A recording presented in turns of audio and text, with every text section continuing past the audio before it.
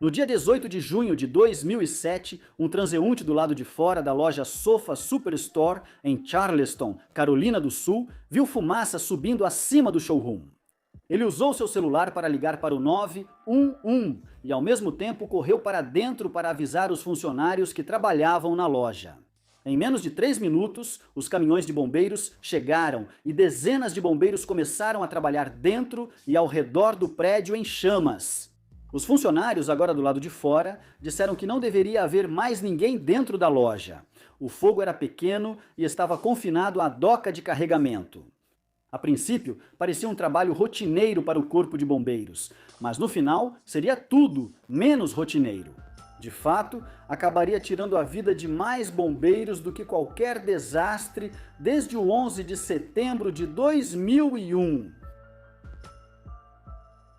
A loja Sofa Superstore, em Charleston, Carolina do Sul, era a principal loja de uma rede local, que operava outras 2 lojas de móveis em outros lugares de Charleston. No entanto, a Sofa Superstore foi a primeira. Era um prédio extenso que havia sido construído em etapas ao longo de vários anos. O prédio principal era originalmente um supermercado construído em algum momento entre as décadas de 1950 ou 1960. Ele foi adquirido pela Sofa Superstore em 1992 e convertido em um showroom. Sofás e outros estofados são volumosos e vêm em muitas variedades. A administração logo decidiu que era necessário mais espaço no piso da loja.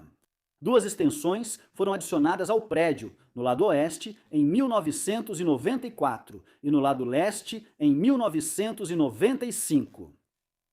Isso aumentou significativamente o espaço disponível no piso. Em 1996, outra ampliação foi feita, um grande armazém na parte de trás do prédio, conectado por um corredor fechado. Como as ampliações foram feitas separadamente, cada uma foi considerada um prédio distinto pelos planejadores, mesmo estando unidas. Por esse motivo, apesar do grande tamanho do complexo, nenhum prédio individual dentro dele foi considerado grande o suficiente para exigir a instalação de um sistema de sprinklers. Esse foi o fim das expansões oficiais da loja, mas várias outras ampliações foram feitas no complexo de prédios sem a obtenção de permissões ou autorizações. Essas ampliações preencheram efetivamente o espaço entre o depósito e o showroom com um cais de carga fechado de madeira e 2 oficinas para conserto de móveis. Essas oficinas, por terem sido construídas sem permissão, eram estruturas leves e básicas, essencialmente compostas por armações de madeira cobertas com chapas de metal.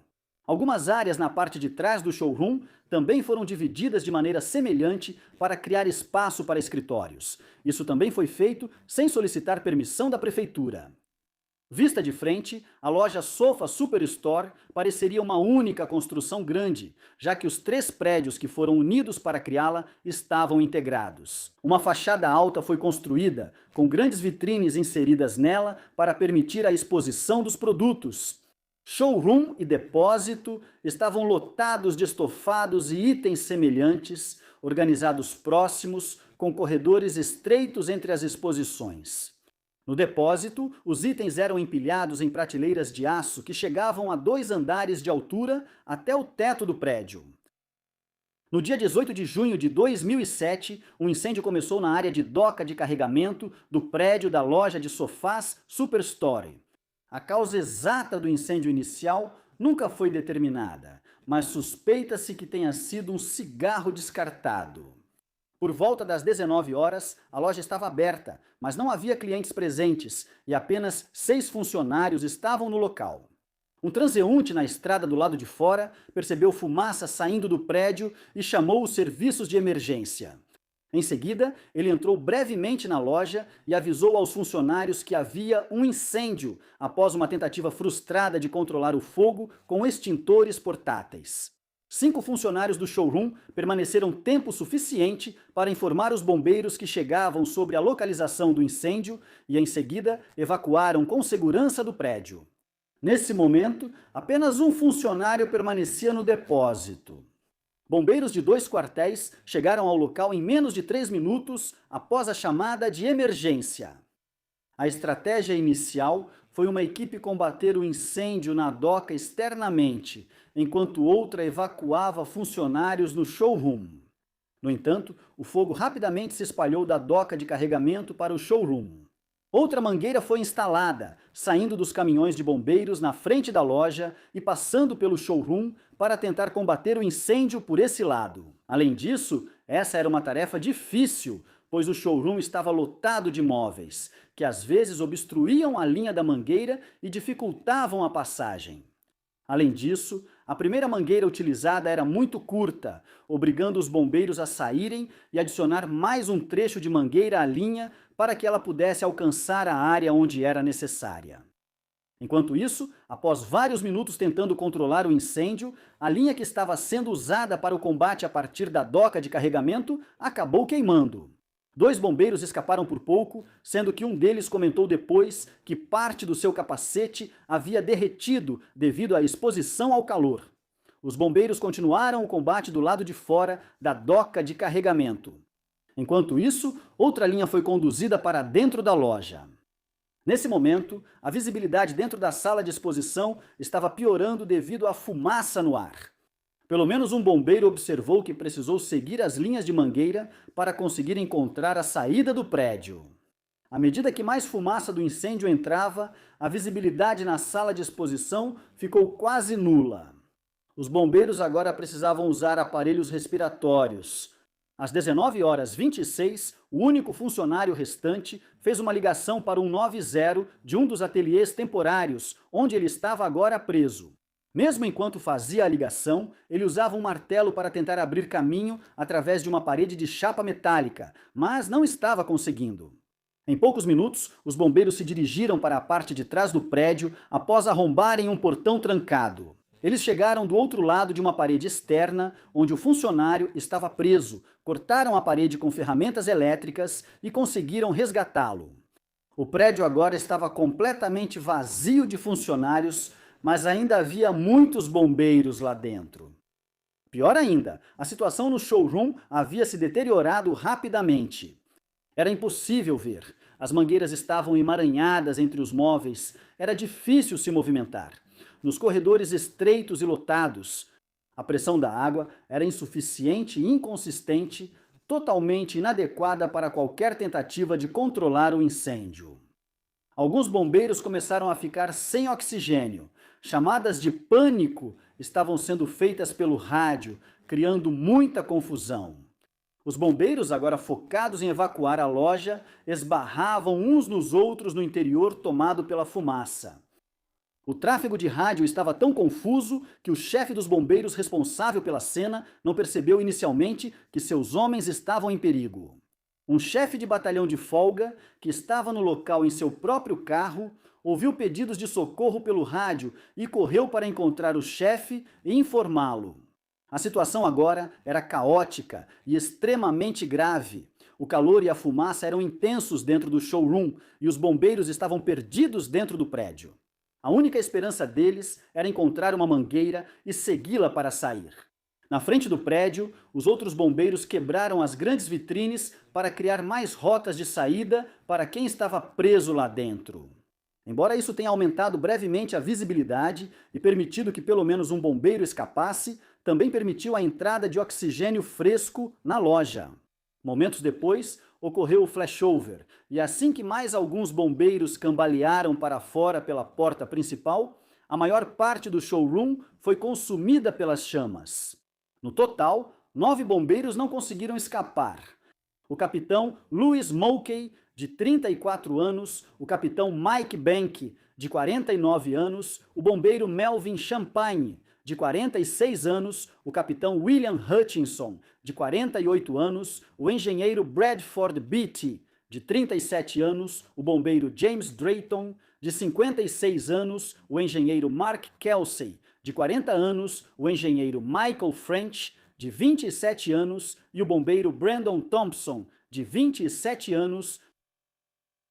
Após essa imensa perda de vidas, a pior perda individual de bombeiros desde 11 de setembro de 2001, Várias investigações foram iniciadas na tentativa de entender o que havia dado errado e como falhas semelhantes poderiam ser evitadas no futuro. A condição do prédio contribuiu significativamente para a gravidade do desastre. Várias saídas estavam trancadas com cadeado, e pelo menos uma havia sido bloqueada com a colocação de um container. Havia menos saídas do que deveria, pois algumas foram fechadas ou bloqueadas quando as alterações não autorizadas no prédio foram feitas. Além disso, nessas adições não autorizadas, materiais inflamáveis foram armazenados e utilizados.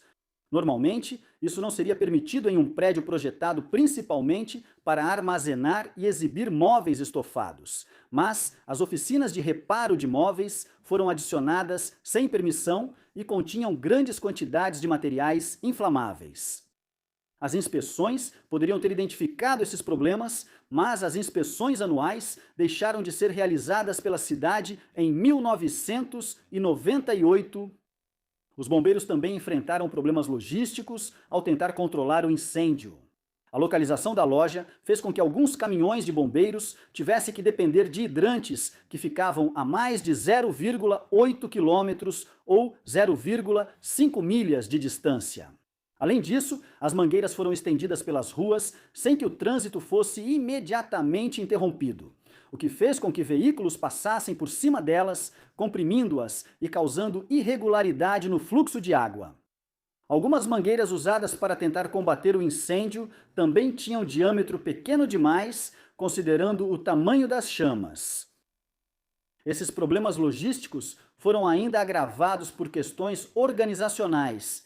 A cadeia de comando estava confusa, sem que ninguém assumisse responsabilidade adequada pela estratégia geral. Em vários momentos, bombeiros experientes que deveriam estar monitorando o andamento geral da operação se deixaram distrair por tarefas urgentes. Por exemplo, o subchefe dos bombeiros se envolveu diretamente no resgate do trabalhador na parte de trás do prédio. Ao deixar seu posto para supervisionar isso pessoalmente, ele deveria ter deixado essa tarefa para seus bombeiros e focado no panorama geral. Os dois ataques, a partir da doca de carga e de dentro do showroom, não foram bem coordenados e, na prática, resultaram em duas operações separadas, com pouca troca de informações e estratégias entre elas. Além disso, a decisão de atacar o incêndio de forma agressiva não foi revista em nenhum momento, embora essa fosse uma resposta apropriada ao lidar com um pequeno incêndio na doca de carga. Uma vez que as condições começaram a mudar, a estratégia geral também deveria ter mudado, tornando-se mais defensiva. Em teoria, alguém no comando deveria ter notado a condição lotada e confusa do showroom, as saídas limitadas, a visibilidade em declínio e os problemas com o fornecimento de água. E tomado a decisão de retirar os bombeiros do showroom no momento em que as condições começaram a piorar. Tudo isso foi ainda mais complicado pelo fato de que toda a operação utilizava apenas um único canal de rádio, um canal que rapidamente ficou sobrecarregado e inutilizável à medida que a situação piorava. Em nenhum momento, algum bombeiro hesitou ou deixou de cumprir seu dever. Eles enfrentaram uma situação aterrorizante, com coragem e determinação. Mas, devido à falta de organização, clareza e treinamento, eles acabaram em uma situação em que 9 de seus companheiros não conseguiriam sair da loja com vida. Após o desastre, os departamentos de bombeiros de Charleston mudaram várias operações, com recomendações publicadas para beneficiar qualquer outro departamento de bombeiros que pudesse estar enfrentando problemas organizacionais semelhantes. As intervenções incluíram a criação de novos cargos dentro do serviço, como subchefe, oficial de segurança e oficial de informações públicas. Também determinou um treinamento significativamente maior para bombeiros e oficiais, o uso de múltiplos canais de rádio e o estabelecimento de procedimentos claros para a gestão geral de uma emergência. Os equipamentos foram aprimorados e os níveis de pessoal foram aumentados. O chefe dos bombeiros, que supervisionou o desastre, enfrentou fortes críticas por sua aparente relutância em fazer essas mudanças e acabou se aposentando no ano seguinte ao desastre. O local do incêndio foi finalmente limpo e transformado em um parque memorial. Dentro desse espaço, placas estão instaladas nos exatos locais onde 9 bombeiros caíram enquanto realizavam seu trabalho vital, porém perigoso.